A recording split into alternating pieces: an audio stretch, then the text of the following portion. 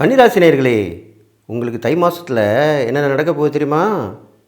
குறித்து வச்சுங்க. முதல்ல சொல்கிறேன். தை மாதத்தில் உங்களுக்கு வேலை இருக்கிற வேலையில் சில மாற்றங்கள் ஏற்படும்.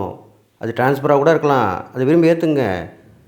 தொழிலையும் சரி, வியாபாரத்திலும் சரி, சிறு சிறு சேஞ்ச் பண்ணிங்கன்னா கண்டிப்பாக நல்லது தான் நடக்க போகுது. அப்புறம் என்ன உங்களுக்கு கவலை?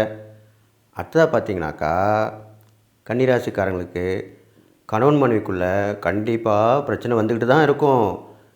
ஆனால் இந்த தை மாதத்தில் ஒன்று நடுவில் வந்து நிற்க போகுது. அது யாராக இருக்கலாம், மூணாமாக இருக்கலாம், எதிர் வீட்டாக இருக்கலாம், பக்கத்து வீடாக இருக்கலாம், யார் வேணால் இருக்கலாம், நட்பாக இருக்கலாம், உறவாக இருக்கலாம். ரொம்ப கவனமாக இருக்கணும். உங்களை பிரித்து விட பார்ப்பாங்க. அதுலேருந்து வெளியே வந்துடுங்க. அதுலேருந்து மாட்டிக்காதீங்க. புரியுதுங்களா? இது இல்லாமல் உங்களுக்கு முக்கியமான ஒரு விஷயம் நடக்க போகுது. அது என்ன? ஒரு யோகமான விஷயந்தான், பண விஷயந்தான். ஒருத்தர் உங்கள்கிட்ட வந்து பணத்தை கொடுத்து, நீங்களே பார்த்துங்க, நான் ஸ்லீப்பிங் பார்ட்னராக இருக்கேன் அப்படின்னு சொல்லி உங்கள்கிட்ட உதவிக்கு நிற்க போகிறாரு. அப்போது அது பெரிய சந்தோஷமான விஷயம் தானே. அது தை மாதத்தில் நடக்க தானே போகுது. அதை எதிர்கொள்ள தயாராங்க.